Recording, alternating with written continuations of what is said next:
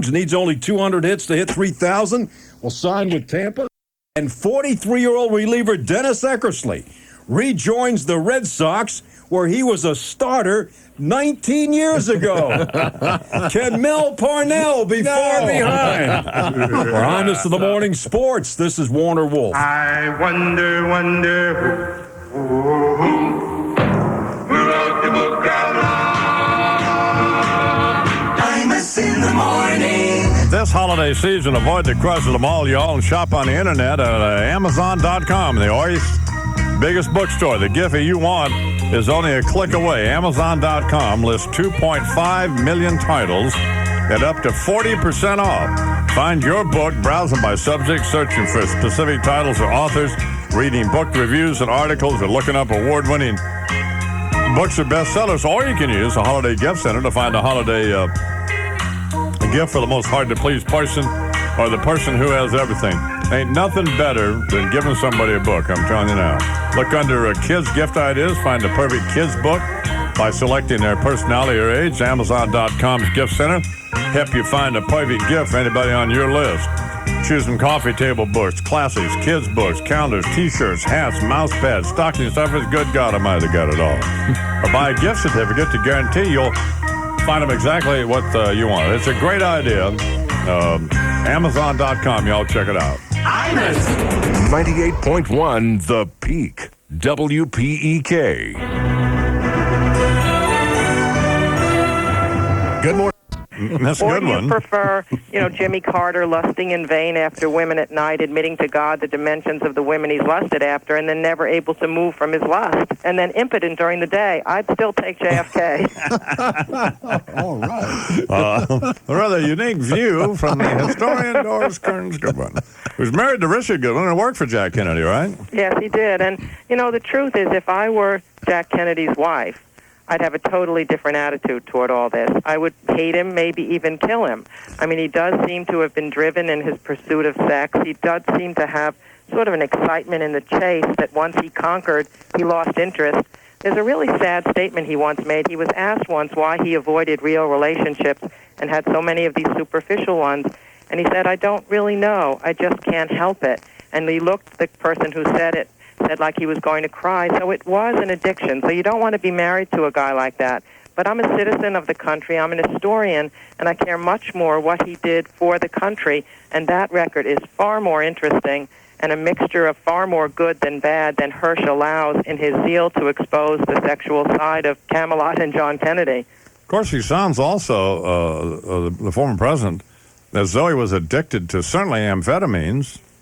Well, and, that may be true, too. I mean, this is not these conversations are never about me, and I'm not presumptuous enough to think they are. But, I mean, I am a recovering drug addict, and I do understand about all that. And you can get, I used to get those shots. I mean, they can be fairly addictive, and they can change the way you think about yourself and everything else. I think there's no question about that. In fact, my husband says that, when they'd be exhausted from the campaigns or from long hours in the White House, they could go to that White House doctor, and what they thought they were getting was vitamin shots. But they did get, the White House staff would get these amphetamines, too. But to be fair, I don't think people understood then some of the bad aspects of the amphetamines. They just thought it kept them up and kept them going and energetic.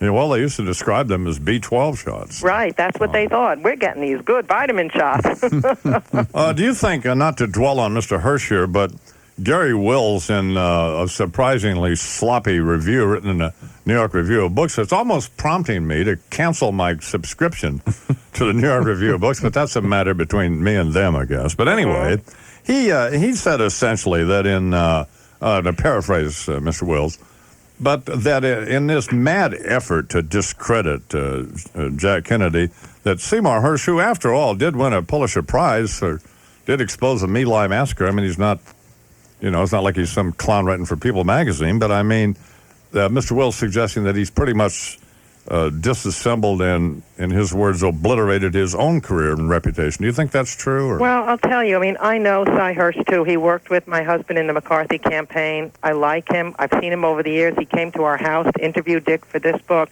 But I do think that something happened to him in the writing of this book because he got so excited about exposing the dark side. It's as if no other side existed of these people. I mean, look at poor old Honey Fitz, John Kennedy's grandfather. He starts off his chapter saying that the image that came down to us from other historians was one of a popular, energetic mayor, but the reality was that his mayorship was marked by cronyism and corruption and payoffs, and that's what John Kennedy learned and acquired his understanding of corruption. Well, the truth is that Honey Fitz did grow up in the old boss system of politics. He did round up votes from the cemetery, and he did have men who warded the streets, followed by bicycles who were watching to see if they warded the street, followed by more people on jobs walking to follow the bicyclers. So it was payroll padding without question. But at the same time, he was also considered a pretty good mayor. He gave the poor citizens a system of public parks. He set up a whole vocational school system. He provided clean streets with all those characters. And he gave the Irish a sense of pride after years of the Yankee dominance. And if it hadn't been for his own woman troubles, his woman by the name of Toodles, he would have won a third or fourth term. So it's not only corruption that Jack learned from him, which is the only thing Hirsch says he learned from him, but how to take care of your supporters, how to pay attention to detail, how to be a hard campaigner. So I think he just presents like a prosecutor. He's presenting one side, much of which is sometimes true, but it gives you a totally distorted picture as if that's all the person is. The same with Joe Kennedy. He was a very mixed character. As a businessman, he made a fortune. He left no institution of note behind him. I don't respect what he did in business. As a public figure, he was a deadly ambassador to the court of St. James, but Hirsch never mentions that as the chairman of the SEC, he was fabulous. Most historians say he did a great job. As head of the Maritime, he was terrific. He never mentions that. As a father, he says that he was a pain in the ass, but the fact is those kids loved him. They knew he believed in them. Jack once said, if I walked on a stage and I fell flat on my face, my father would say I felt better than anyone else. So there's no doubt that there was a bond, and that other whole side is missing from Hirsch's book, and that's what pisses me off. We're talking with an angry, steamed Doris Kearns Goodwin, the historian, who's the current book, wait till next year, published by Simon & Schuster, a memoir about growing up a Brooklyn Dodger fan, is on the New York Times bestseller list, where it has been for a couple of months, and I guess you're out on a book tour now, right? Oh, yeah, I'm in the last phase of the book tour, which really hasn't been so bad. I mean, the great thing is embarrassing to admit that, but because of growing up in the 50s, everybody I come in contact with remembers the A-bomb drills or the early days of television or the polio scares or playing in the streets, and they'll say, it's my life you're describing. And then I look at these people who are sometimes 400 pounds, much richer than I was, grew up in a different part of the country, and I can't say, it's my life you're talking about, but it's great. I feel a connection with these people. Back to the Kennedy thing for a second. I hear what you say about the womanizing, and I, just speaking for myself, found that to be the least interesting aspect of any of these revelations.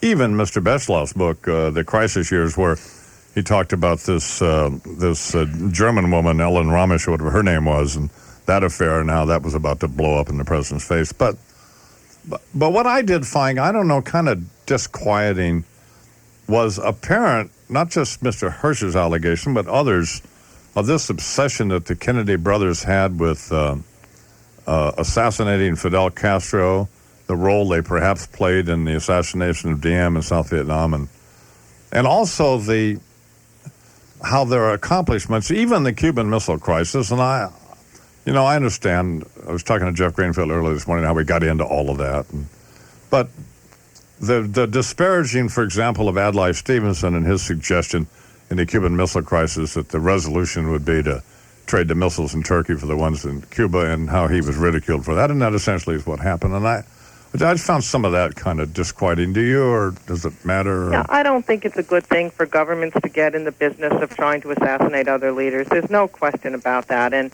if it's so that they were as obsessed as Hirsch claims with assassinating Castro, I would find that disquieting. I mean, it's also true, however, that at the end of Kennedy's administration, before he died, negotiations had begun to have a rapprochement with Castro. They had sent some guy up to the UN, which Johnson later canceled. So once again, there's another side to all of this. I mean, I think in the end, that what he really is concentrating on, even though the book seems to get its legitimacy from the issues you just mentioned, is the sex. If you look at the number of chapters, there's a whole chapter on Ellen, there's a whole chapter on Judith Exner. And in the end, I think most politicians, the weird thing is, if I had to make a bet, I think most men we know in politics are more interested in the applause of millions than they are of the love of one woman. I mean, I remember Lyndon Johnson so lonely in his exile that he would come to visit me at 5 a.m. in the morning to talk because he needed someone to talk to. Now, however, if a crowd had suddenly appeared outside the bedroom window, he would have jumped out the window to see that crowd applauding him. He would have cared about that much more than he did about me. And I'll bet that's true about John Kennedy, too. So we seem to talk about sex when I don't think it's what drives them. Look how many politicians would probably get up at 5 a.m. to come and talk on your show so they could expose themselves to the public rather than be with their wife in bed. We're doing a series in connection with PBS called The Great Minds of Politics, in which they've asked me to talk to 4 or 5 people. Well, actually, I helped select the people who I thought were, and along with these eggheads, pretentious Yale, Harvard yuppies from PBS, think of the great minds. And one of the people we did settle on unanimously, there was absolutely a consensus with Doris Kearns Goodwin about. And one of the things, we're not going to talk about now, but one of the things I'm looking forward to chatting with you about all of that, but one of the things that I'm sort of curious about, and I asked Jeff Greenville this morning, and let me ask you, and then I'll let you go. What is just a casually interested person? I mean, what should we think? What appears to be reasonably true things about not only Kennedy, but Johnson and Nixon, and these revelations themselves and the whole business about the presidency? You know, it's a really good question. I mean, I think when you take all of the tapes that have come out together, particularly the Nixon tape and some of the Johnson tapes and now this Kennedy story, it shows that it takes something to make a person go through all the hurdles to become president. And by the time they get there, they are an odd set of characters. I mean, look at John F. Kennedy liking to swim nude in the White House, as Hirsch points out. Well, LBJ also liked to swim nude in the White House. There's something about presidents that make you feel your bodies are so beautiful that you should swim nude. They're complicated people that have that drive for power. And I think what seems unfair about just looking at them in the narrow way that Hirsch does is that the Kennedy tale, as the Johnson tale, is a complicated compound of, glory and degradation, achievement and tragedy, strengths and weaknesses. And what you really look for in someone writing about one of these people is some measure of empathy and understanding to render to the reader what the person really was with all their flaws and foibles. They're strange people who make it to the presidency, but also with their strengths and powers. And to expose for exposure's sake with no proof necessarily of the impact of those exposures on public behavior, which is the only relevant question, is part of today's frenzy. And I just worry that sometimes it leaves the country without any respect for our leaders as flawed human beings, but with strengths, and without any heroes. I mean, certainly the Kennedy White House wasn't the Camelot it was made out to be, but I don't think it was the Sodom and Gomorrah that it now seems to be either. Perhaps he wasn't working every hour of the desk of his day, as they claimed in the early biographies, but surely he wasn't screwing around as often as Hirsch claims, or he wouldn't have gotten anything done. So in the end, we judge them as public leaders, and we know that we're dealing with odd creatures, or they wouldn't be there. They'd probably be at home with their wives in bed having a happier time. And the other quandary for people like me, just regular folks, is who do we believe? I mean, who do we go? Charles and I were talking about this, the luxury that we have on this program to be able, and believe me, I'm not patronizing you, but to be able to talk to you or to Betschloss or people like Greenfield. But I mean, most people can't pick the phone up and call you or call them. And so, the problem is who do you trust? Well, that's even true for an historian. You can't always know. You get so many different ways of looking at something, and in the end, you just have to go with your instinct. Like there was one line that the Secret Service guy said about John Kennedy that you just know isn't true. It said that he was lazy and he really didn't come to work some days and he just was screwing around at night.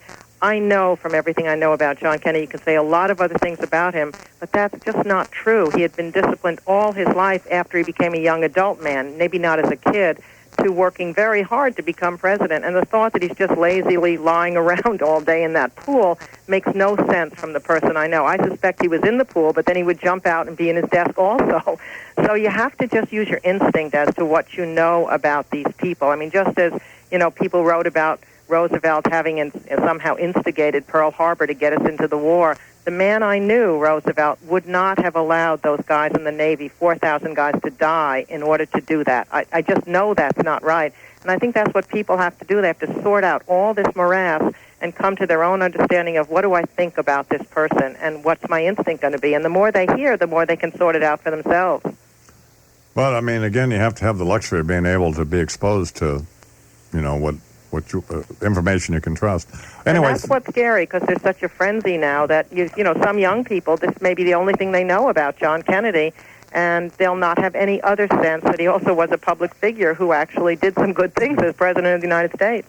congratulations on your book, and I guess I'll talk to you again. Well, obviously we'll talk to you again here, and then I'll see you in January. Terrific. Thanks, my friend. Bye-bye. Thanks. Doris Kearns Goodwin, the historian here in the Imus Morning program. Her current book, Wait Till Next Year, is a memoir about growing up in the 50s as a fan of the Brooklyn Dodgers. She's in Kansas City on that book tour, and Wait Till Next Year is on the bestseller list, which means you can buy it at Amazon.com for about 40% off, at Barnes & Noble and places like that for 30% off. It's great. It's a wonderful book. It made Keith Olbermann cry. It didn't make me cry, but I did like reading it, and I like her. 13 to Leon. You promised an hour ago that you were going to drop this, that there was one more telephone call and 2 questions to Sam Tannenhouse, and you were going to drop Whitaker Chambers, Alger Hiss. Or just reprising what had happened. Don't reprise this. Don't reprise anything. You said you were going to drop it. Okay. Well, drop it then. I have it. I've got it. You haven't. You obviously haven't dropped it. You're still waving the damn books around. If your radio light sucks in the morning, you're listening to Imus in the Morning. Do you understand? You have driven us crazy with this crap. Yes, we're sick of it. Fine. They're dead. Whitaker Chambers is dead. Alger Hiss is dead. Richard Nixon is dead. I wish I were dead. Stop it! For God's sake, stop! Okay, fine. Fine. Stop it! Let me just say. No! Imus in the morning. 98.1 The Peak. WPEK. You've been nice all year long, so Santa's gonna bring you that new computer, right? Or maybe he already brought you one, and you just need an internet service that hasn't been naughty. One that's nice. How about one that actually works? Just program.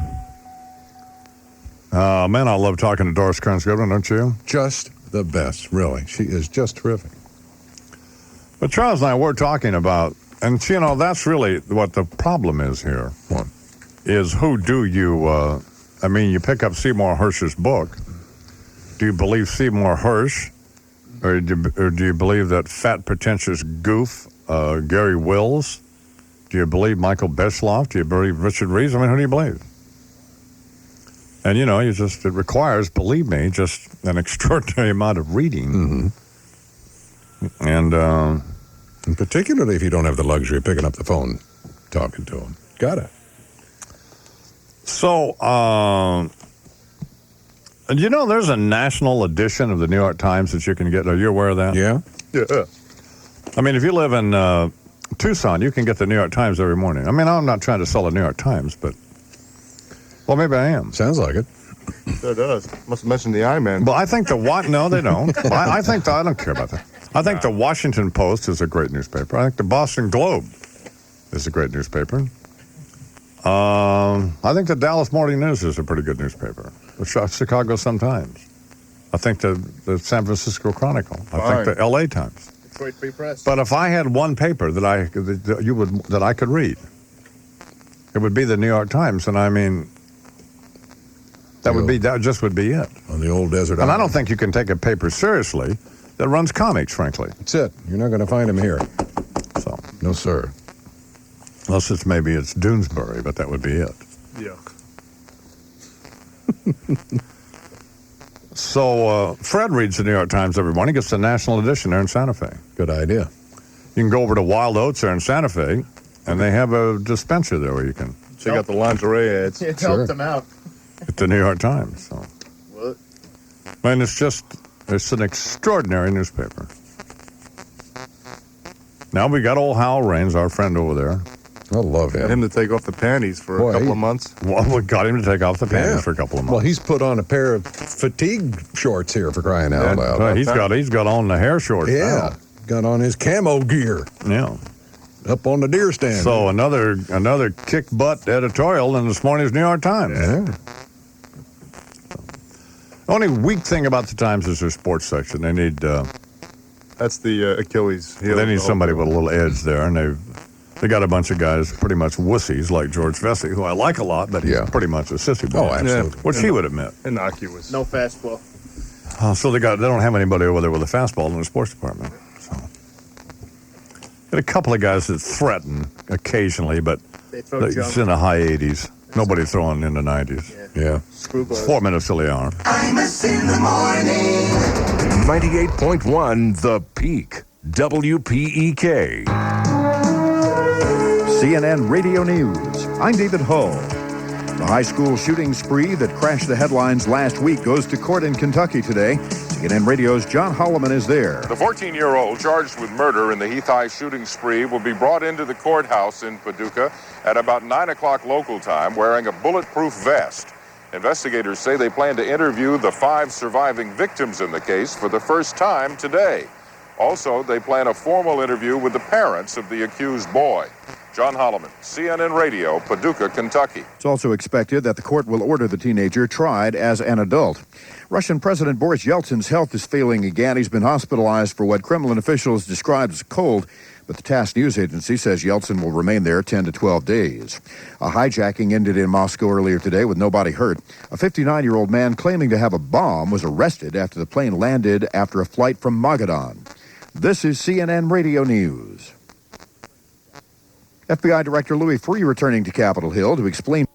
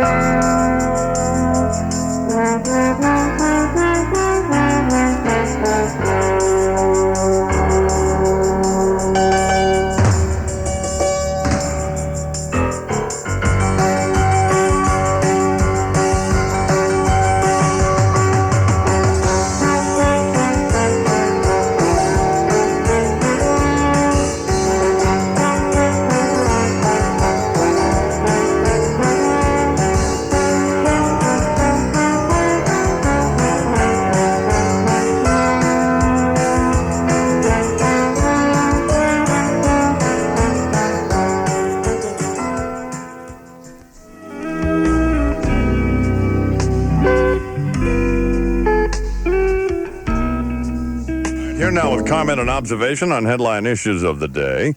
Imus in Washington's senior political analyst, the late Richard M. Nixon. Hi, dude. How about this little ditty as we commence today? Great. Imus in the morning. Shut up, God. With apologies to that group, what's her name? Kay's Choice, I believe it is. Here we go. When your pubic hair's on fire, something's wrong. If you think you're the Messiah, something's wrong. You're on roller skates at Darlington, something's wrong. Or Larry Lawrence at Arlington, something's wrong. Issue 1 today, JD. Swiss Miss. Or if you had Larry Lawrence in the Merchant Marines, you lost.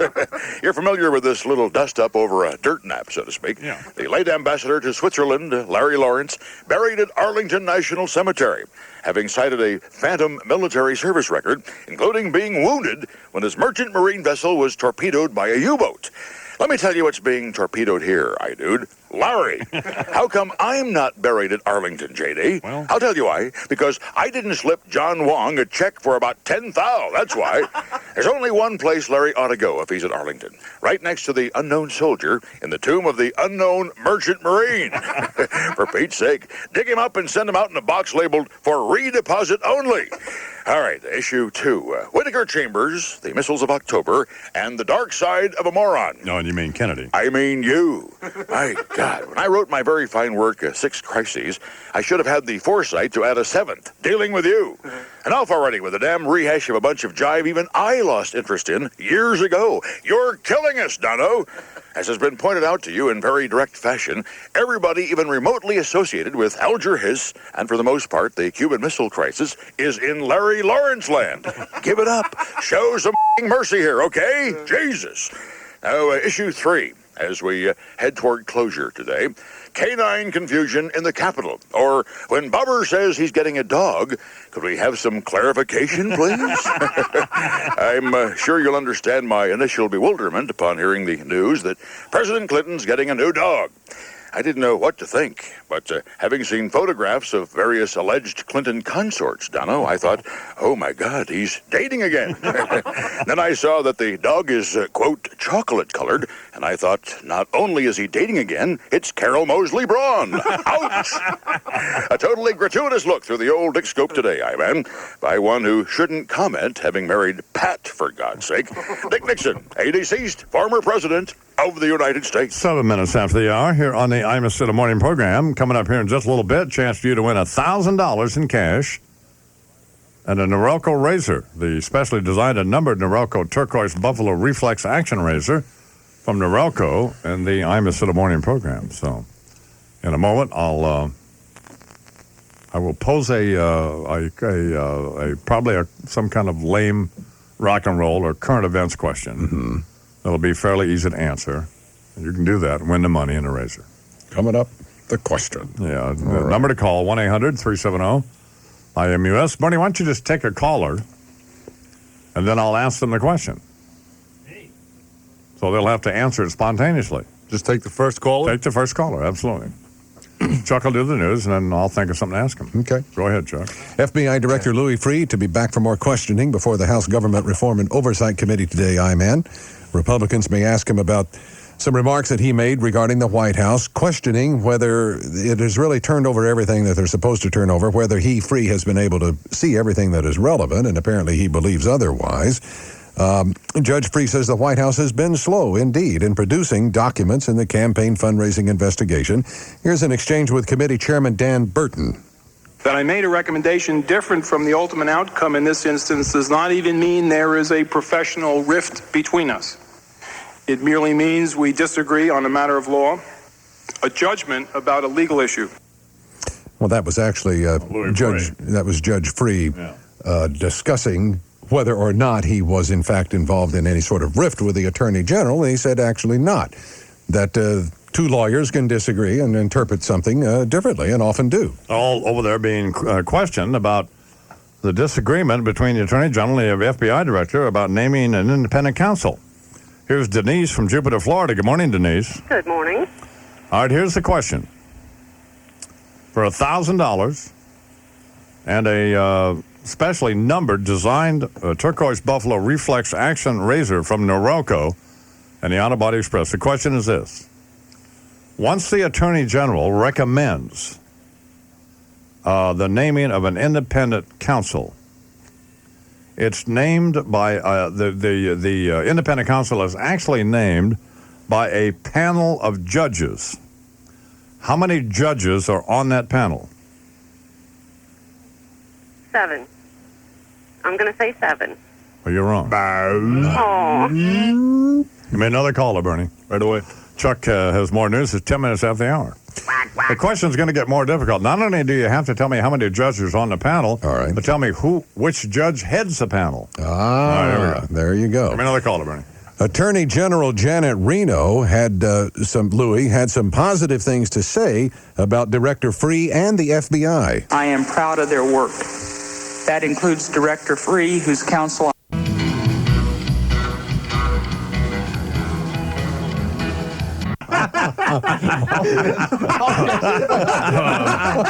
Oh, yeah, that's right, Jim. 12. New Zealand. You win. Chuck continues. President Clinton is off on it. 12? Jesus. God, come on. A striped bass. Is that Tim Russell on the phone?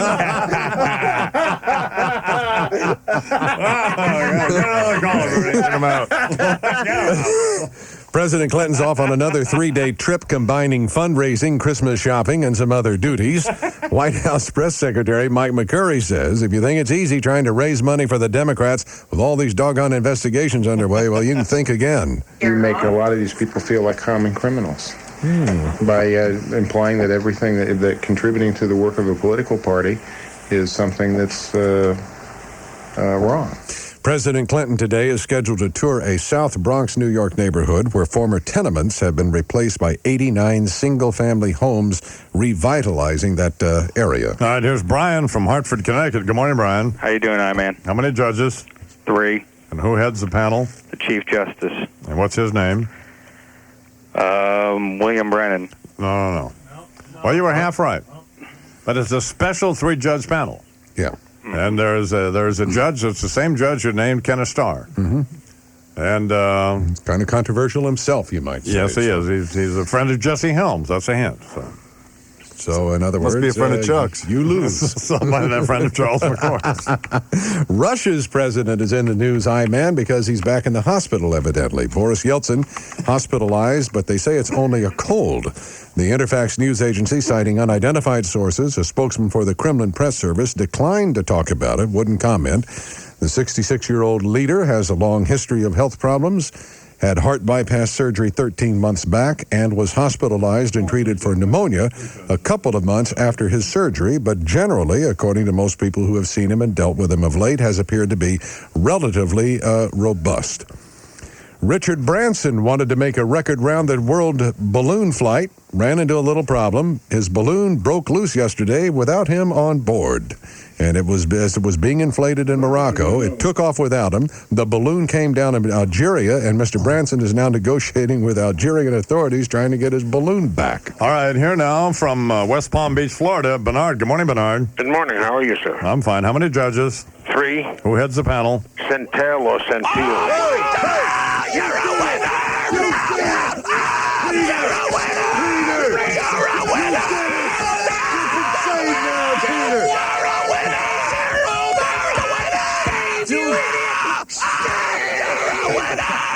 You're right, Bernard. Judge David Centil. Right. And it is a 3-judge panel. Yep.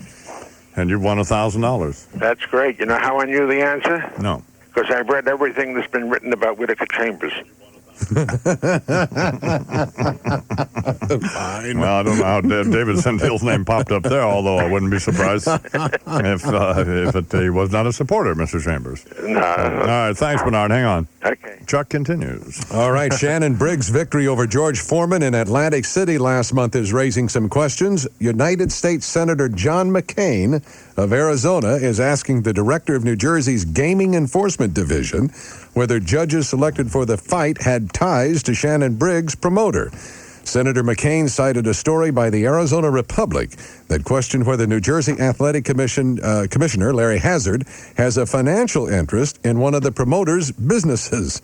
Hazard was responsible for picking the judges, 2 of whom were virtually unknown in pro boxing, and scored the fight for Briggs. New Jersey officials have yet to respond. Senator McCain is a sponsor of federal boxing legislation. Foreman, meanwhile, is dropping hints he might return despite having announced his retirement after losing. Not only does Bernard from West Palm Beach win that $1,000 in Norelco Razor, but Norelco is donating $2,500 each week of the contest to the CJ Foundation for SIDS and in tomorrow's Children's Fund, chance tomorrow, once again, for you to win $1,000 in a Norelco Reflex Action Razor from Norelco and the Auto Body Express. And also here this morning with us is Warner Wolf, who's they're all going to pick the football games. But here's what they'll do.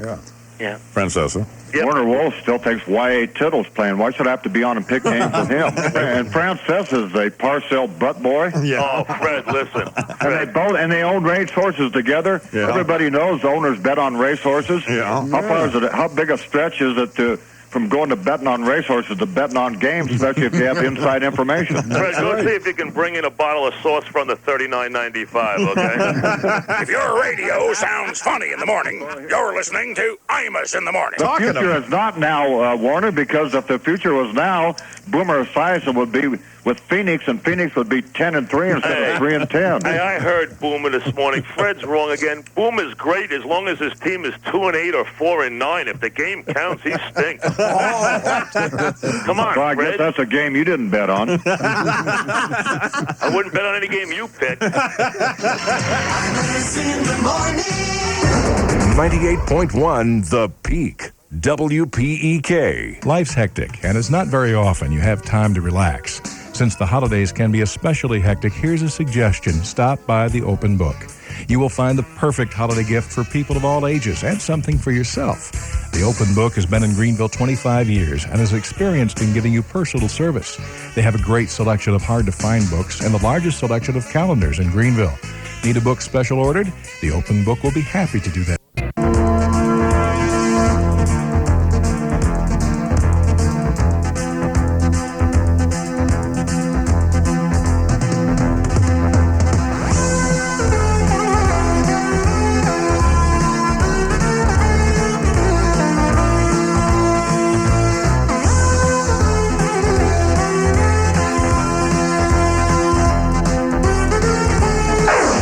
In the morning, 2020 sports. You will go to the videotape. Here's Warner Wolf. Chief. Hi, man. Hi, man. I am Imus in the morning. It's 24 after the hour, and I wasn't listening. That's okay. You're the I-Man. Time for a while. I didn't even have my headphones on. You can't fire yourself. Absolutely not. I'm very sorry. I apologize. Was there any dead air there? Just a little. Just a momentary. Can't have that. Anyway, good morning, Warner. Good morning. Thank you, I-Man. NBA last night, the Bulls beat the Knicks 100-82. Michael Jordan becomes the third all-time leading scorer in the NBA behind Kareem and Wilt. Now, late in this game, Jordan threw an elbow at the Knicks' Chris Childs, and Childs threw the ball at Jordan. Here's the Bulls' Neil Funk. And now Childs and Michael go after each other, and that's typical Nick situation. Yep. It's a typical Nick situation. After the game, Chris Childs gave his version of the situation. He hit me in the back of the head, and I took offense to that. And I don't care who you are. I don't care who you are. That's not a part of the game. I will cut you. Choke you. You can't throw a ball at Michael Jordan. No. You can throw it at anybody else, but not Michael Jordan. It's against the law. And that was Childs' best pass of the night. You should have heard Breen going on. What a panty-wearing Homer butt boy Just Breen like his is. predecessor. God almighty. Yeah, exactly. Yeah. Now we know what happens to these guys. Breen going, well, I have to learn to walk away from that. Oh, God, it was disgraceful. I mean, why don't we do not need to be preached to, and it's so lame anyway.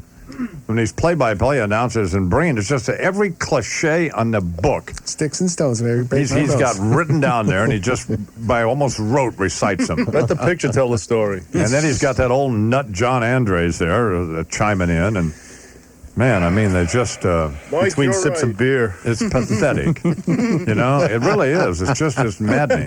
But thank God they lost. That's all I care about. You know. Go ahead, Warner. 8 days after attacking Coach P.J. Carlissimo, Warriors Latrell Sprewell publicly apologized yesterday. Attorney Johnny Cochran, one of the many representing Sprewell, gave his view of the situation. We would hope to expect that the penalty imposed upon anybody in Mr. Sprewell's situation. Shut up. You know, we can't even pronounce his client's name. He's so desperate to get back in the limelight. Yep, parasite. This is a guy who has a blood-sucking weasel with this dreadful, embarrassing show on Court TV that is just reveal him to be the cloying, blood-sucking, desperate weasel that he is. Well, now, wait a minute.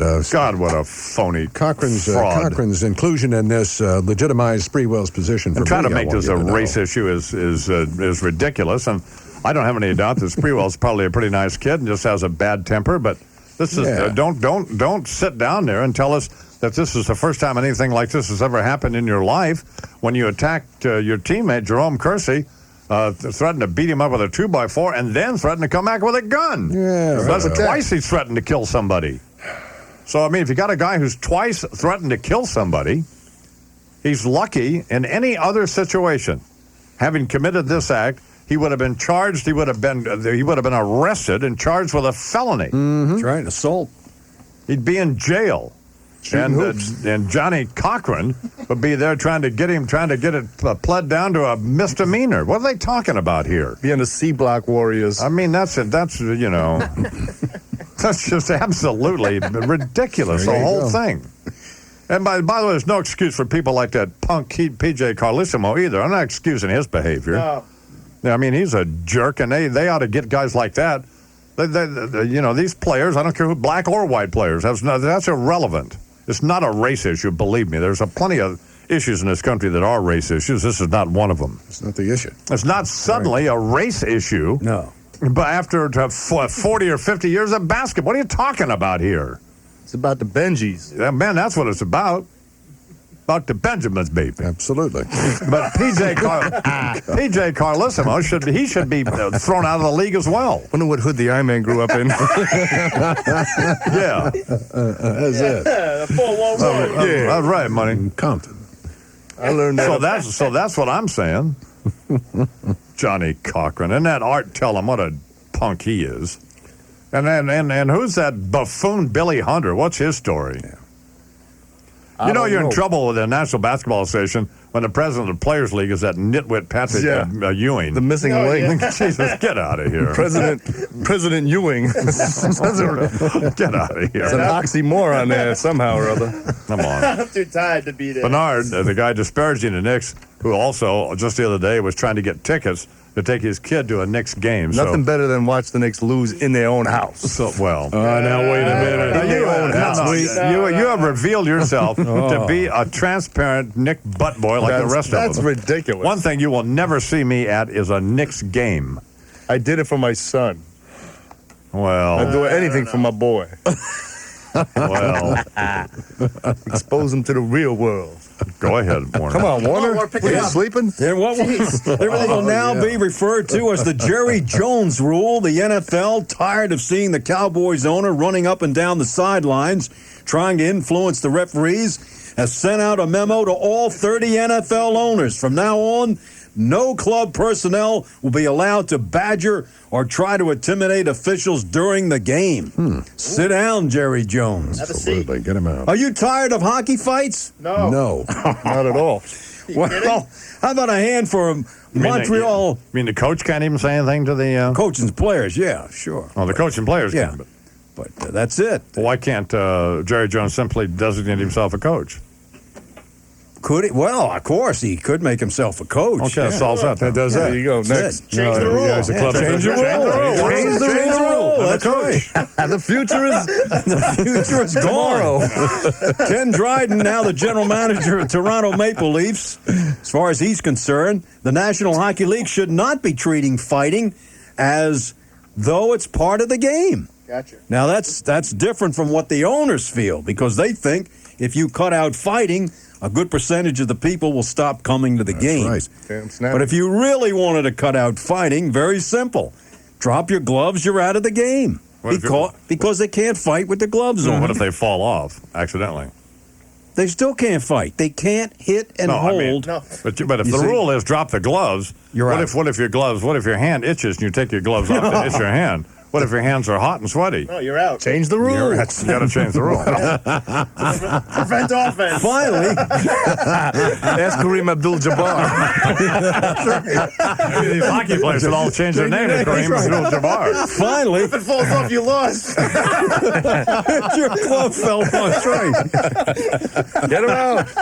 Finally, after constantly being ridiculed for my pro picks on the Imus in the Morning Show week after week, let's go back to last Friday, the Colts-Jets game. What's your next pick, Fred? Jets over the Colts. Well, we know what Mike thinks. The Jets will win this game and beat Tampa Bay. They will win their next two games. I would take the Colts in the 7 points. Thank God. And I'll tell you why. What? 7 of their losses, 6 points or less. Ooh. Did you know that, Mike? Yes, but what we're talking about, Warner, is the idea is to win the game. They've won one game out of 13, Warner. Come back to us, please. Colts 22, Jets 14. Right, Warner. That's it. But you didn't pick the Colts to win outright. Now, wait a minute. You picked the Colts to cover.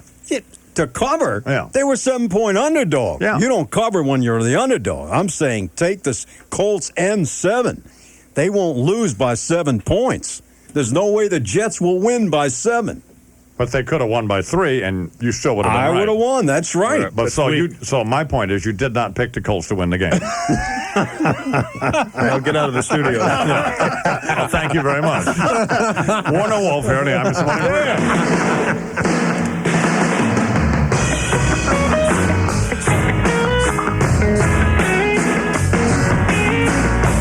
All right, a little Led Zepp now here, boys.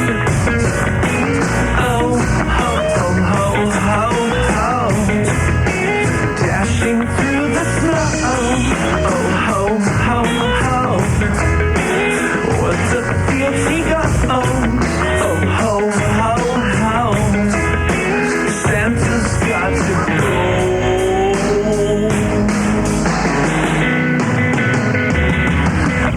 I'm missing the morning. Kinsey Milhone. She's the PI who follows her own law.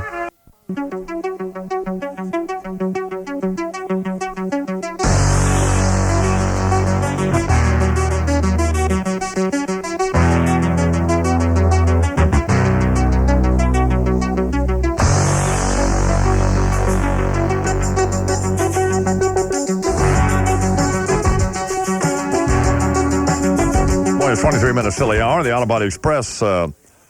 New products are all up on the World Wide Web at AutoBodyExpress.com, all one word. And holiday specials going on sale. Your Nikon authorized dealer and buy a Pronea 6i and an IX Nikkor zoom lens. They'll give you $150 on any camera you want to trade in. So y'all go see your authorized Nikon dealer. When you feel alone, No one can see me. need a friend, pick up the telephone That's good, because I look stupid. and call on brother Fred. 1-800. He'll put you on hold. 272-1957. Don't hang up the phone, My life sucks. 'cause everybody needs My job is going nowhere. auto body shirts and hats. My wife smells like cheese. Sometimes everything is wrong. My kids think I'm a moron. Life seems like a Delbert song. Here come the weekend. Call four-legged Fred. I'm a victim of life's circumstances. If you feel like looking cool, Stop singing, stop singing, stop singing. don't think they cost too much. 1957, including shipping. If it's busy, well, hang on. Like I have nothing else better to do. 'Cause everybody wants He's killing us. to talk to Brother Fred. So I gave him my credit. I look cool. And auto body mugs. Now I am happening. And auto body denim work shirts. Now my life has meaning. And auto body baby Fred denim work shirts. And auto body denim jackets with the Santa Fe flag in the back. And auto body Santa Fe edition t-shirts that have a blue Chevrolet. And a four-legged Fred edition that's got picture of four-legged Fred on the front. And auto body other stuff. It is 18 till the hour here on the Imus in the Morning program. Tomorrow on the Imus in the Morning program, Access Hollywood's Pat O'Brien. Oh, boy. Well, I'll tell you something. Okay.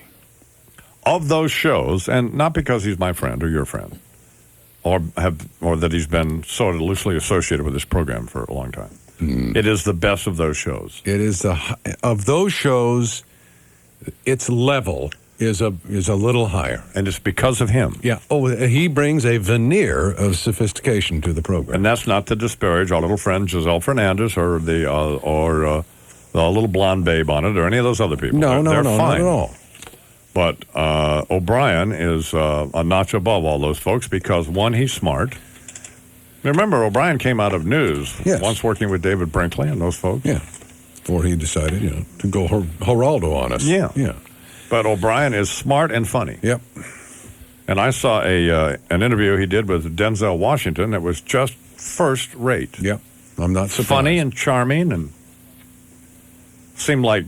Yeah, but how was Pat? Seemed like Mr. Washington enjoyed it in that I'm sure Denzel is tired of talking to idiot Barbie doll talking heads on these lame entertainment television programs. So, and I even spoke to Mr. Bryan privately and congratulated him on his performance, in which he seemed very suspect at my praising him. As well he should. Yeah, waiting for the other shoe to drop. Oh, sure. It's like when I tell Lupica about, like Lupica will write a column and I'll say to Lupica, it was a great column. There's always a pause, Yeah. If he's waiting for, but you suck, you little shrimp. As though you're concealing the hammer, holding it down by your thigh. You know what Lupica doesn't know? That one of my doormen, Matt Talvey, I believe his name is. It's not my doorman. He's a doorman in a building where I own an apartment. Has been writing to Shoot from the Lip for about 8 years now. And every letter he's ever written has been published. No kidding. Yeah. He was in the column last Sunday. Really? Yeah. I love it. Obviously a big Lupica fan. Yeah. As are we. So. He's the one. I have a perfect relationship with Lupica. He's been a friend of mine for 20 years. About that. Has it been 20 years? I don't think it's been quite that 15 long, years. but it's been a while. Yes. I never have to see him. That is the relationship that you seek with friends, is it not? Yes. I simply speak with him on the phone. Perfect for him. He's loving And, it. And believe me, he's... Oh, sure. That does not just disappoint him. This is a two-way street, believe me. It's not like Lupica saying, oh, gosh, Taylor, can we get together with Don and Deirdre? It's not like anyone saying that. No. Actually not. Well, my wife has friends. I don't have any friends. But anyway... And it's going to be dark tonight, too. It's a quarter till the hour. Also, the New York State Parks Commissioner, Bernadette Castro, she'll be here tomorrow. Great. Yeah. With her new mush. Looking like Ho Chi Minh. Skin stretched tighter than Mick Fleetwood's snare drum.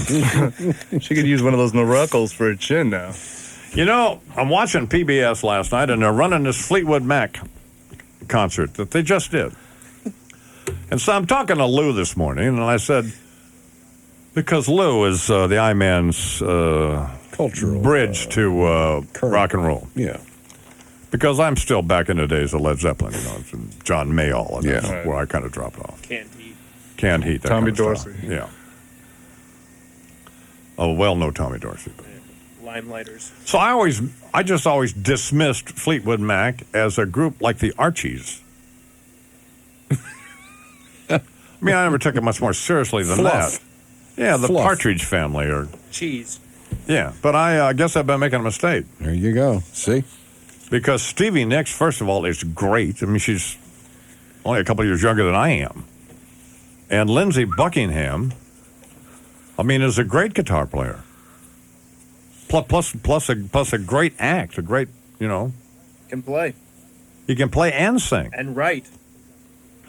So we got Stevie Nicks, who's great, and Lindsey Buckingham, old fat Mick Fleetwood, who's an absolute whack job, and then John McVie. John McVie is on bass, and his wife, who plays keyboards. She's very good, too. And she's great, too. I mean, so So Deirdre and I watching this concert last night. So these people are. You're thinking, what was I? Where have I been? Why was I so dismissive of these people?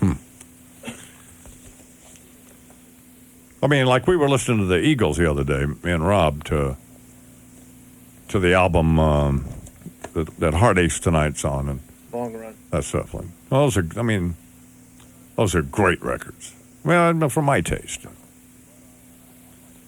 But and I on my jukebox, I've got a couple of Fleetwood Mac albums I've never listened to. That changes now. That's over. Sure. That changes in 13 minutes. Absolutely. Wake up. Go now. So every day I go back there and I punch up Delbert or Dwight Yoakam or Eagles or... They can hear it on the third floor. Well, that's where that's at. That's what I'm saying. To deal with the I-Man. Big Wampa. What did to deal with the I-Man? All right, let me tell you what you can do. Here's a big Southwest holiday project for you. You go to Pat Golf Appliances there in El Paso, Texas. Buy a big screen TV. Right. Go over to your Jeep dealer there in El Paso. Buy one of these new 5.9 limited Grand Cherokee Jeeps. Okay. All right, I've got it. Take it over to River Autocraft and see Keenan and Cleet. Yep. Have them customize it for you. Then buy a trailer for it. Drive over to Sherman Barnett's Harley-Davidson dealership. By the way, the world's largest Harley-Davidson dealership. Buy one of them big hogs from Sherman. Then get back in your customized Jeep with your big screen TV in it and with your Harley on the trailer in the back. Yeah. Drive up to the Man's Hat Shop in Albuquerque, New Mexico. They're on Central Avenue. Go and see Stuart and the boys and buy yourself a big old Resistol. And you'll find that this whole project has taken you about a month, and you spent around $70,000. You really need to be put to sleep. But you're happy. Back in the 70s, believe me. But I wasn't paying any attention. And you were sitting there with me. Well, they're better now. And they're better now. You played them, but you didn't absorb Man, I them. just dismissed them. The Fleetwood Mac to me was a part. That wasn't real music. John Mayall, though, that was those were records. Led Zeppelin, those were records, not these clowns. Some of the Eagle stuff, not these people. However, Captain Beefheart, that was a Frank Zappa. That's what I was into, not Fleetwood Mac. Well, what has happened? Or the Archies, The Archies, that kind of stuff. But I mean, I watched them the other night, and then I listened to their album yesterday, and I don't have the video for this, but this is a great cut from their new album, which is in the top 5 all over the country, and of course they're on tour. A thing called Silver Springs that Stevie Nicks wrote.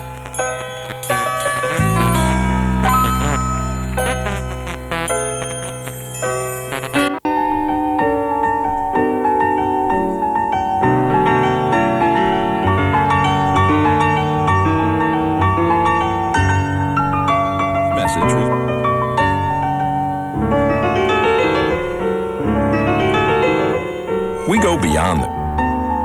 North Side, baby. I'm Mr. Morning News Time. It's 5 minutes past the hour. And coming up in a little bit, the New York State Parks Commissioner, our old friend, Bernadette Castro, who could very well, God. What's the matter with you? Could very well be the new lieutenant governor of the state of New York. Could be.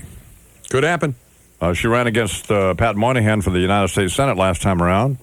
Got 40% of the vote. Damn near won, you know. How does that help us? Her? Yeah. Well, I don't know. I like her. She's very smart. I mean, does it help us if she's lieutenant governor? It doesn't. I like the current governor, by the way, Pataki. What about... leave my president alone, too. Dick Morse had a good quote about Bill Clinton. But people were speculating during his second term whether he was going to go left or go right. Morse said nobody thought he was going to go to sleep, which is essentially what he's done. He's a fat loser. What's your... I like him, but he's a fat loser. Since he's been president, how much more money have you made in terms of the economy? Well, it certainly had nothing to do with him. Well, he's the president of the United States. No, it had to do with Mel Karmazin. That's who it had to do with. Well, of course, Mel Karmazin. Okay, well, it had nothing to do with Bill Clinton. I love Mel Karmazin. Bill Clinton's a creep, and I like him though. I don't think he's a bad guy. He ain't signing your check. But since, well, he That is has nothing to do with that, Pat. No. Since he became president. But please just butt out. I'm trying to Since he explain became to people what's president, coming the up. economy's better. Hank Hill, he's going to be here on Al Gore the Antichrist. So that's what's coming up this morning. And Pat O'Brien from Access Hollywood is here. Another Hollywood Glad to be liberal. here.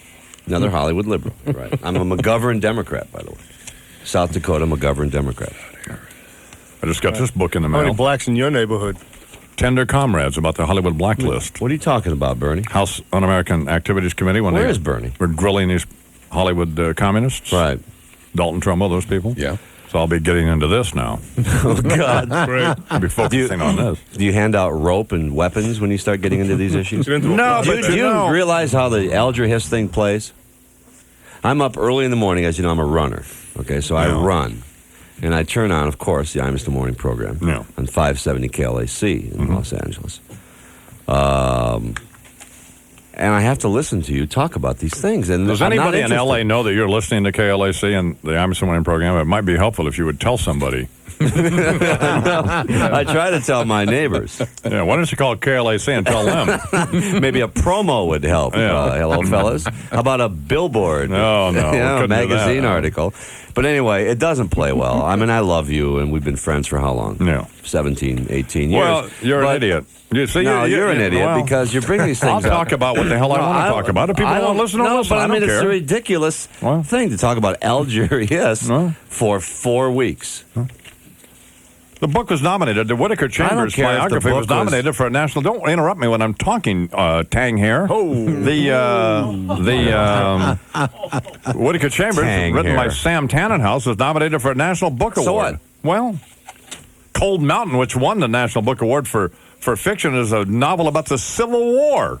There's still Doris Kearns Goodwin, which is a great book, is writing a book about Lincoln. I can certainly talk about I Alger don't need Hiss. to hear about Alger Hiss. Well, because you're ignorant. Because you don't know. Because you don't think about it. You know what? You're an angry guy. And you know what? You're an old man. Oh, That's why. you know what? Let me tell you something. You're in your mid-60s. No, I'm not. What are you talking about? In my mid-50s. What's the matter with you? You're a God, what a liar. And first of all, to have all my own hair, I'm not going around with Tang hair. This is my hair here. This is my hair. Oh, please. You're talking to us. Come on, this is my hair. No. It's bad hair. Oh, I don't look like Barry Gibb. You know what kind of hair you have? You have Barry Gibb hair. You have Tony Kornheiser hair. It's 9 minutes after the hour. It's time for the national news. And here with all of the national news and world events, You're an idiot, too. is Charles McCord. Right now, I don't like you. I love you deep down inside. But right now, I'm not. Oh, God, I'm so upset. Bernie, get my Prozac. How am I going to get through the morning? Good morning, Charles. Man. Good morning. Nobody cares about these issues. Didn't I just say good morning? Introduce Charles to do the news? What's wrong with I'm you? just saying, I'm speaking on. I'll tell you what I am right now. You're off the air. That's what you are. Go ahead, Charles. I am an ambassador for all your listeners. Please stop talking about things we don't care about. Go ahead, Charles. Thank you. Bring back the old Don. Go ahead, The Charles. funny one. Police say they are in near constant contact with a murder suspect holding 2 kids hostage in Orlando. How do you like? Well, how about this? Well, that Alger Hiss sure had a big penis. You like that? Is that better? God. Go ahead, Charles. And they say they're taking John Armstrong's word that the 2 children, who are 2 and 4 years old, are still okay. Conversations with the children back up Armstrong's assertions that he's treating them all right. Police spokesman Sergeant Jeff Gultz says the hostage crisis is tough on everybody, including the cops. We all have children, and it tugs at you a little bit. You want this, you hope and pray that this thing ends. Cut off his penis. Gresham said the woman... What? Go ahead. The woman, it was very quick, apparently. It didn't require, any time to commit this act. And that Mr. Hall did not get to the hospital for some 8 hours after the incident. Paramedics found him collapsed on the front lawn. Surgeons there were not able to reattach it, so he has lost that. We also understand that he's lucky to be alive. Had he waited much longer to summon aid, he literally could have bled to death. So they're unable in this particular episode of a penis severing to reattach the organ. Hate when that happens. I do too. Good, but I mean, she got even, right? She got even for the death of a friend. Good for her. In which, was it a scissors or I don't know. a knife? Saw a knife? I don't know. Knife. Don't know what. Maybe it was one of those new Black & Decker. Have you seen that Christmas thing? What's that? The Power Pack. That's what I've asked for Christmas. It's the Black & Decker's portable saw. Has nothing to do with this story. No. Right. So far. So 14 after the hour here on the Imus in the Morning program, the New York State Parks Commissioner, Bernadette Castro, is coming up. We'll be chatting with her. Also, I'm not leaving. Pardon me? I'm not leaving. Do I have to leave? No, you don't have to leave. Okay. So, but we do want to talk with Miss Castro, my old friend. Right. Whose husband, by the way, is my doctor, Dr. Peter Guida. So. And he's responsible for keeping you alive? Yeah. He saved my life, in fact. Well, he did, yeah. And performed his lung surgery. That was not a pleasant situation. Anyway. Thought he was doing an autopsy.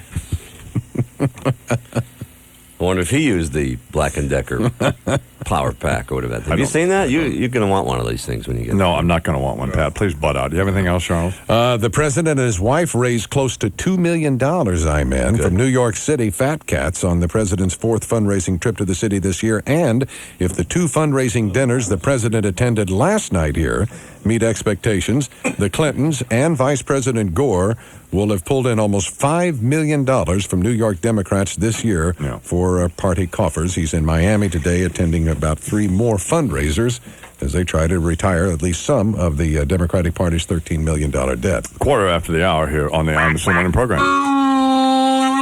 Now, here on the Imus in the Morning program, Blind Mississippi White Boy Pig Feast Dupree with Bubba Got a Puppy Blues. Come on, God. Gotta say it, diddy, about that fine presidential feline socks. First kid is full of self-pity, 'cause it seems there's a new pet in her little box. Man's best friends in the Oval Office just a-chewing on Bubba's shoes. That cat be having herself a cow, 'cause she got some competition now who bow wow instead of meow. Bubba's got himself a puppy blues. Poor old Socks is losing ground, 'cause her master Billy is acting kind of silly for that little bitty hound, like Roosevelt did Fowler and Bush for his bitch Millie. Her feline feelings and kitty pride, well, don't you know they both been bruised?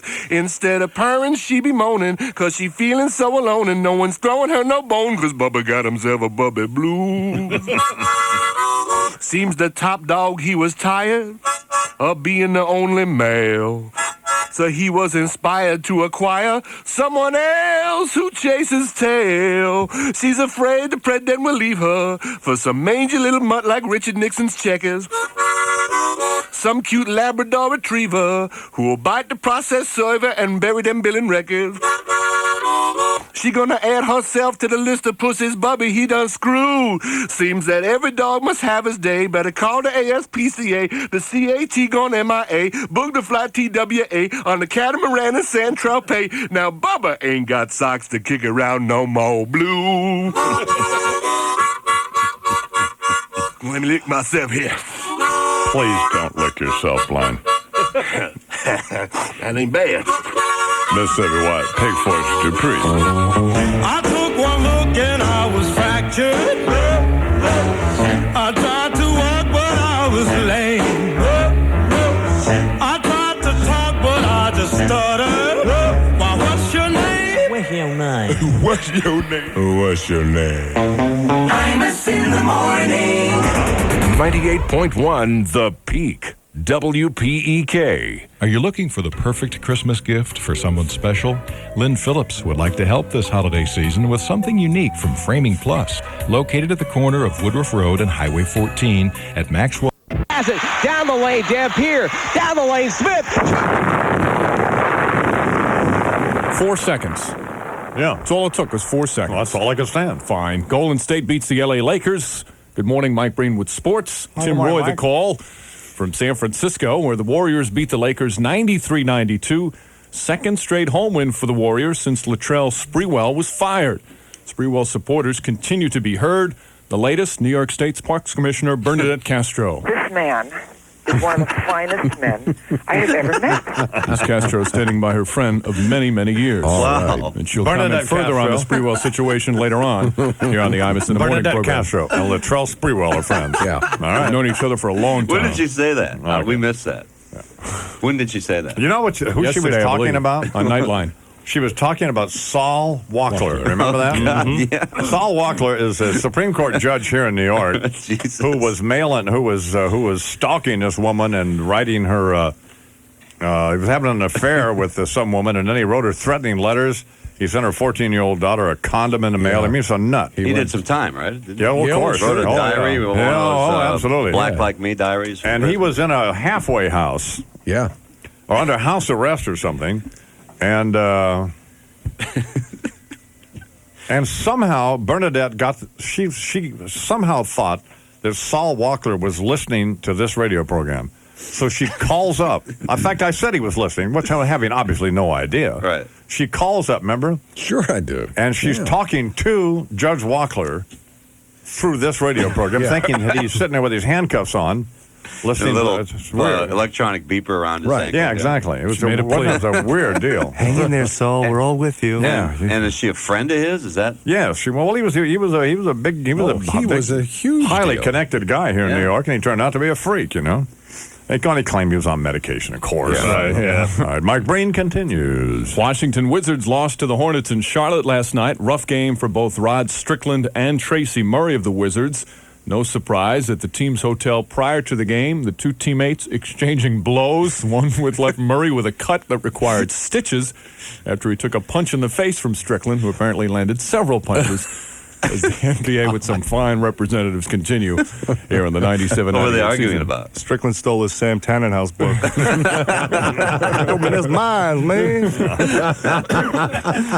Football news, Jim Kelly may come out of retirement. The former Bills quarterback said yesterday several NFL teams have made offers for him to return next season. Yeah. Kelly says he doesn't know if he'll return or not. He's right now broadcasting for NBC Sports. Right. Meanwhile, Tom Osborne is not returning, that's for sure. He's retiring after 25 years as head coach at Nebraska. That announcement's much to the dismay of First Lady Hillary Clinton. Oh, Tom. Many other people feeling the same way for poor Tom Osborne. The man who will succeed him is Frank Solich. I don't know that you replace Tom Osborne as much as you follow him. That makes sense. Yeah. Osborne will coach the team in his final game, the Orange Bowl, against Tennessee, and could go out as a national champion. They're undefeated. They're not going to be national champions. No, they're not. Because Michigan, the coaches will not. The coaches will not vote them national. Why would you say that? The Missouri game was a freak game. The coaches, barely beat Colorado. Everybody knows that. They have no schedule. No. All right, so if UCLA, if they win and Michigan loses, then they won't be national champions. Is that what you're telling me? I don't think Michigan's going to lose. It's the best defense in No, 10 that years wasn't in the college question. football. That wasn't the question. Answer the Right. questions, Pat. Please. 26 after the hour here. She kept saying, I've never really done this kind of thing before. Have you? Third rate romance, low rent rendezvous. Imus in the morning. Kinsey Milhone. She's the PI who follows her own law to the letter.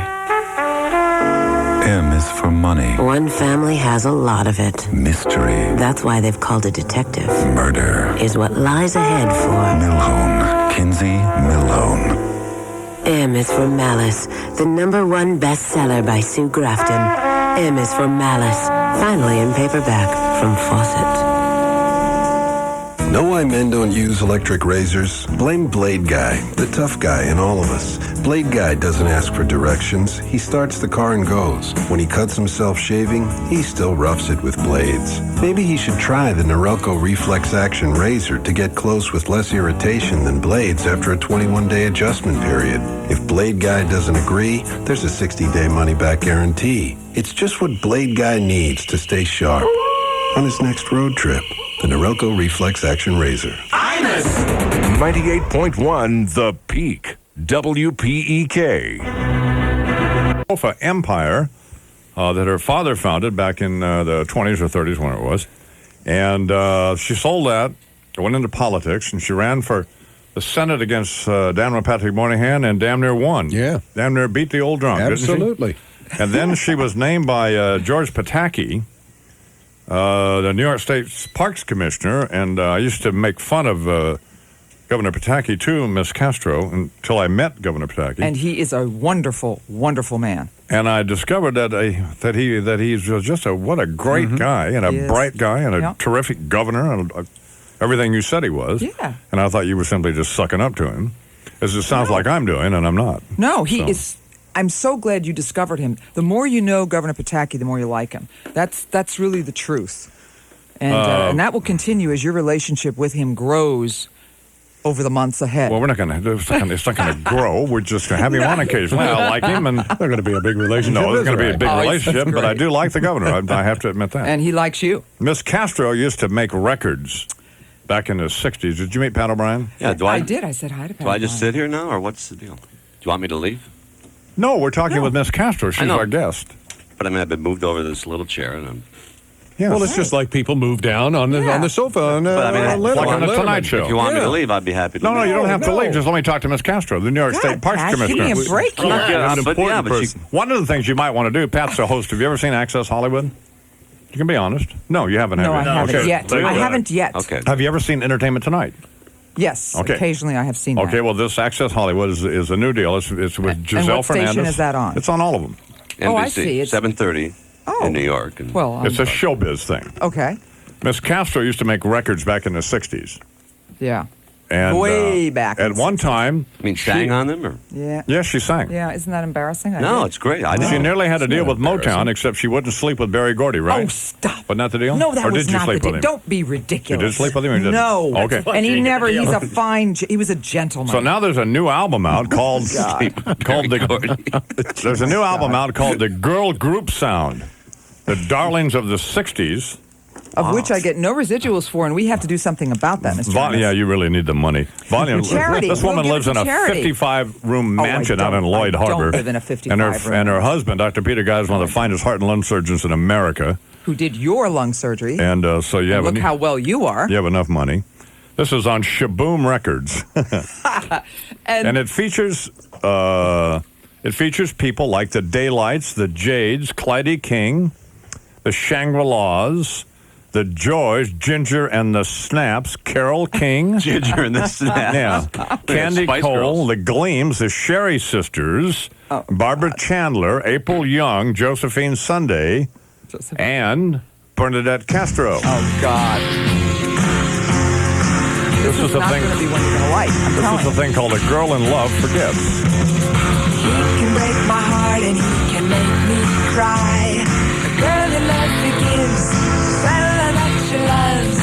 I could never bring myself to say goodbye. A girl in love forgives, no matter what he does. He's a runaround and he's a flirt, but no matter what he did, I forgive and I forget the hurt when he tells me that I could never hate him if he went away. A girl in love forgives, the fella that she loves. Deserve that. I Kind of deserve a that. Leslie Gore situation. You know, that's not bad. Yeah. It's Well, cute. for that time. That's cute, and it's not bad at all. Isn't Well, that pretty good? thank Isn't you, it, Lou? Mr. Imus. Actually, it's very good. Who's yeah. saying he's a Lou. rebel? That's Thank you.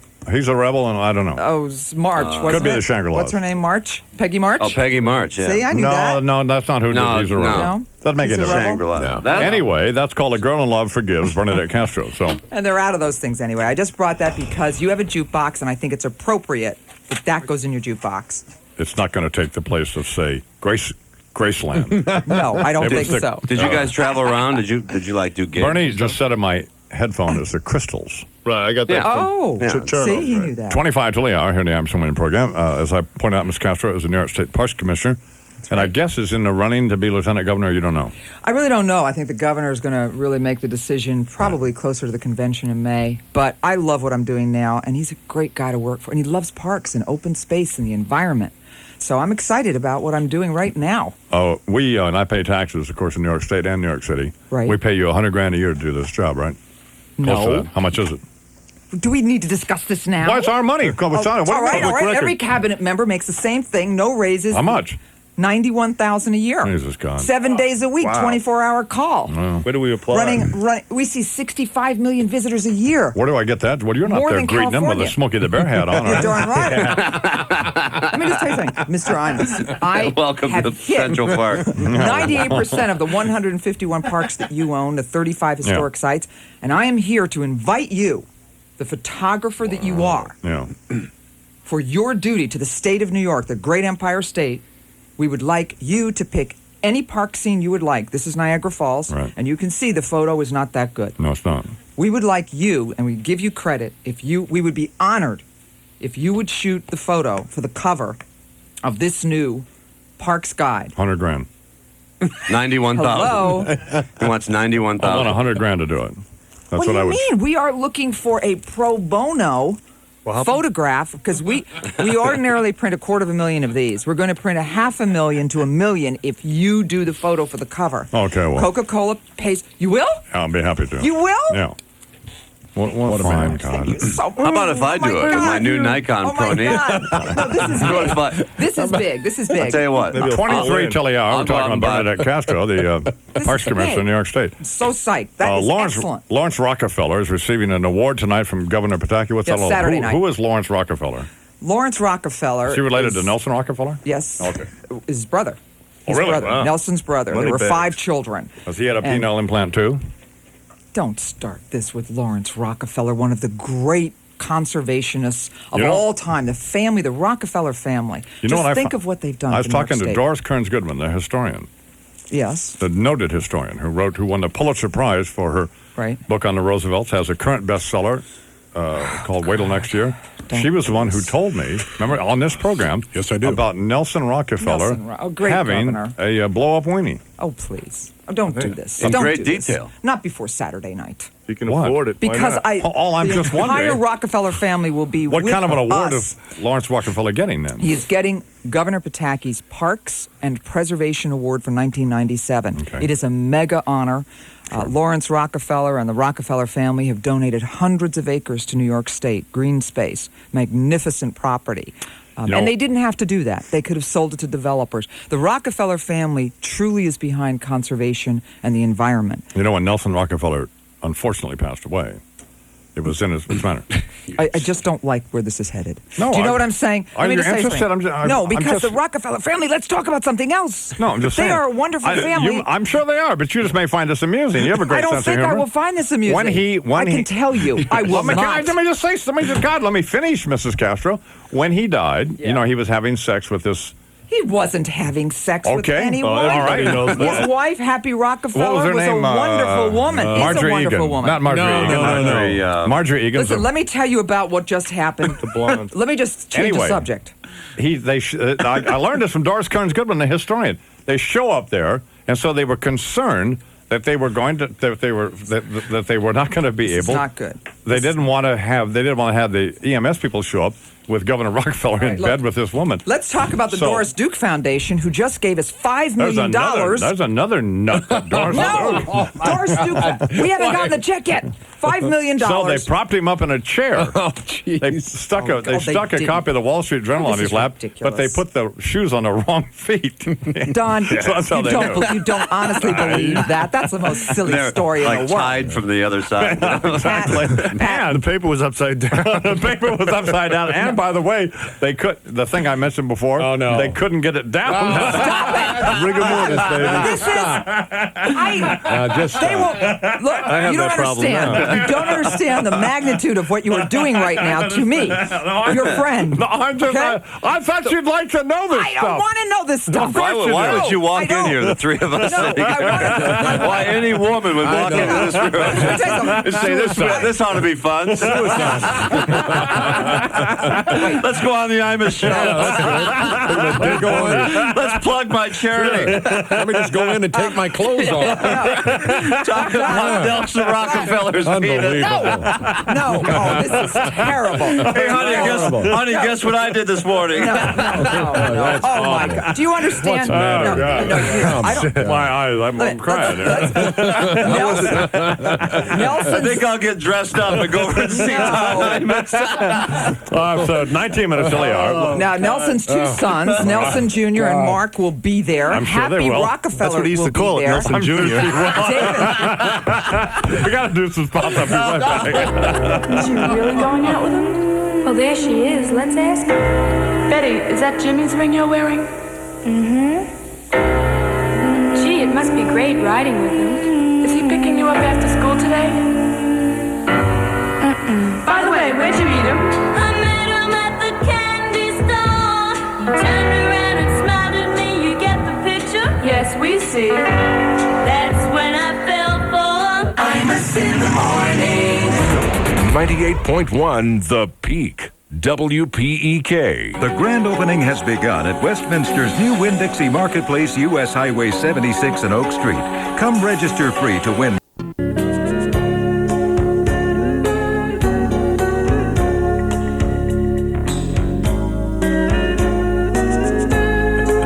My wife, on these photo shoots, my wife serves as my art director. Wonderful. Well, so if I'm going to take a picture of... I'm so excited. If I'm going to take a picture of Niagara Falls, Right. we have to make accommodations for me and Mrs. Imus. I would never think of doing You know what anything I'm going but to shoot that. it with? I'm going to shoot it with that Fuji camera. Fabulous. But using Kodak film of Rochester, the great Eastman Kodak people, and they have a museum, and they want you to see the I will be museum. using Fuji film. No, you won't. And listen to me. And I you know may- what? They you know wanna what I put- also want to they shoot it wanna with? Put your photo. I think You know what I want to shoot it with? I want to shoot it with a Nikon, too.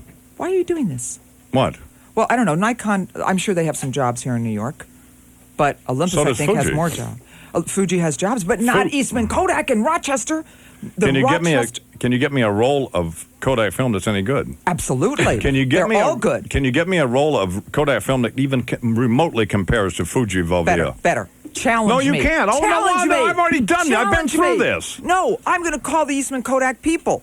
They have this museum, Don. Where I've tried this every- new film they have. Yeah. It sucks. Oh, you don't mean that? Can you get in the Kodak You blimp? don't mean it. Was the lens cap off the camera? Well, on this particular case, it was. Yeah. No, but It's listen. 13 till the hour. We're talking with Bernadette Castro. She's a New York State Parks Commissioner. Yep. And Saturday night, Governor Rockefeller is presenting... Governor Pataki. Governor Pataki is Right. presenting something to Lawrence Rockefeller, who's the Right. brother of the late Of Nelson David Rockefeller. and Nelson, Yeah. right. And so anyway, let's talk about Doris Duke now. The foundation that gave us the final $5 million of the $55 million purchase of Sterling Forest. Right. This is a federal issue. The feds gave us money. Governor Whitman gave us 10. Governor Pataki put in 16. And now we were short 5. Mm-hmm. This week, the Doris Duke new foundation, number 12 in the country, they'll probably be swamped with phone calls, gave us the final $5 million. Who administers that? Because she's not around anymore. She No, was nuts anyway, they right? have a... Wasn't she was nuts anyway, right? No. She was slightly eccentric, but she was a wonderful woman who loved animals. She loved the arts, Wasn't jazz she locked music. up in her house with like 100 cats or something, Charles? No. Something along those No, she didn't lines, have yeah. 100 There's some cats. She loved story. animals. There's some animal story. No, she had lots of variety, like Noah's Ark. She had a few camels. She liked animals, okay? So one of her estates... She had camels? She had a couple camels. No. One of her estates, she just loved her animals. No, she's weird. But she loved jazz music. She was not weird. Wasn't she involved in some big divorce, some nasty big divorce deal, or something? Her butler married her or something? No, I or don't the know garden, anything she getting about on with a that. guy I doing don't it. know. All I know There was some big is that estate she's- settlement Yeah, problem something. there. But that's Well, that's what done. it was, That's yeah. behind us. All the Okay. litigation is behind the foundation. Mr. James Gill, who's a fine lawyer in New York, is chairman, and Joan Spiro, from a former executive with American Express, is the executive director. Okay, good. Congratulations. Okay, thank you. Who's going to run against D'Amato, do you think? Against Senator D'Amato, I don't know. You know, his numbers are getting so strong that I They're think getting better. they're getting strong. For him, it's strong. You know, he's always been an underdog this early. Wouldn't it be great if Geraldine Ferraro ran against him? Well, I Because think it'd be pretty tough for Senator D'Amato to bring up the mob stuff with her, right, and her husband? No, and he wouldn't do that anyway. He Please, would come on, you're not talking to me. do that. I'm talking to you. Oh, okay. He will stick to the issues, and I think he will point You don't to the think fact Aldamato would get that she's personal with far Geraldine to the Ferraro? left. No, I think he's going to cite the fact that she's far to the left and says, I'm Geraldine Ferraro. You don't From think the left, I'm Geraldine Ferraro on CNN. You don't think he's going to talk about her husband sticking people's bodies in their trunks of his car? No. Son's a drug dealer? No. Son's a drug dealer He and will all talk that. about issues and how she will come down to the left of every single issue there is. I don't know. And it will be an interesting race, and he will win. When are you going to run again? You know what? I love being in this appointed cabinet position. I can Well, understand why come Kissinger... on. No, I swear to God, Kissinger never ran for office. Well. Think of the policy making. Think of how he worked with so many different leaders. And I mean, George Pataki, I personally, I'm not speaking for the governor or his staff. Right. Personally, I think he's going to be president one day. And I think, Governor, if you're listening, I want to be Secretary of the Interior. Why don't you just simply call the governor rather than coming on this program and like I saw him it's last like remember night. the time you were on the program? No, here? don't you go were there. You're on the phone. Don't You're go talking there. to Saul Walkley. You started- I thought Saul was listening. Have you seen him since he got out of jail? By the way, I haven't. But he's turned his life around. He's now teaching and yeah, but didn't you guys used to be friends? We certainly did. Guy sends a condom to somebody, and somebody you turn your No, back you on. know what?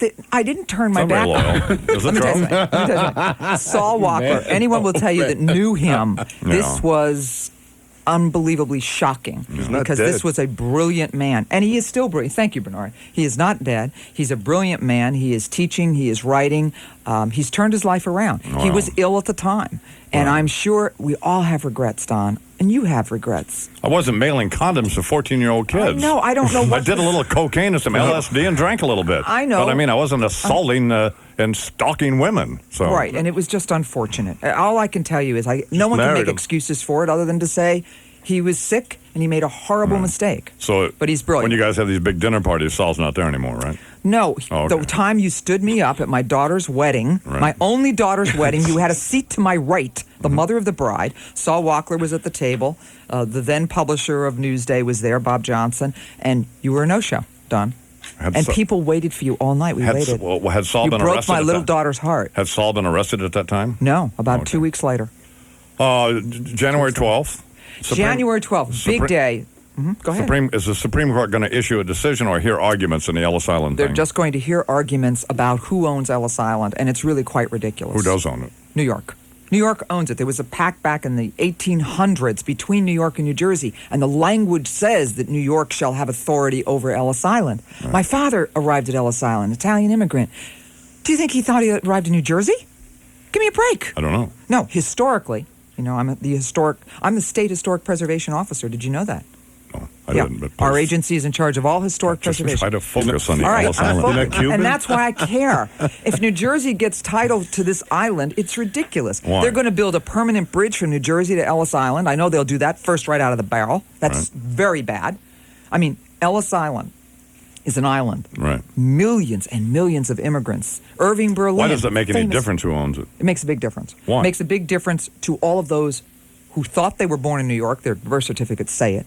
Makes a huge difference to the story and the history and the fabric Does of it New make York a- State. Does it make a financial difference? I think there will be some financial. Certainly, if they build a permanent bridge. Right. First of all, that's a no-no nationally. Preservationists nationally. We wouldn't want a bridge, Write- would we? I want you to write No. to Senator Remain Lautenberg, a- who wants to build a An permanent bridge. Yeah, we don't want a bridge. We don't want a bridge. Okay. It's ridiculous. Who's going to argue for the state of New York? Do you know? Well, it'll be the Attorney General. I don't know if he'll be there himself, Right. but our Attorney General, Dennis Vaca, who's doing a great job, someone. I'm going to try to be there for the arguments. I want to hear them myself, and I'm hoping some of the justices listen to you this morning and understand. I'm sure they all gathered around their radios. Clarence Thomas and all of them. Yeah, I think so. Rehnquist and the rest of them. Yeah. Sandra Day. They're all. Sandra Day O'Connor. And Saul still listens? Yeah, I'm sure they're all gathered. Well, in fact, I have it on. Bernard, No. Bernard just said into my headphones right now that he happens to know that 6 of the Supreme Court justices are listening. Right? Is that right now, Bernie? Yeah, Is that right? as we speak. If you have a message that you would like to try to get to any of these Supreme Court justices Well, feel free to speak directly to them now. No, I fell for that once, young man, and I'm not falling They're all for it again. All right, I admit I They're fell for it all once. in their cars, right? That's exactly right. They're on their way over there.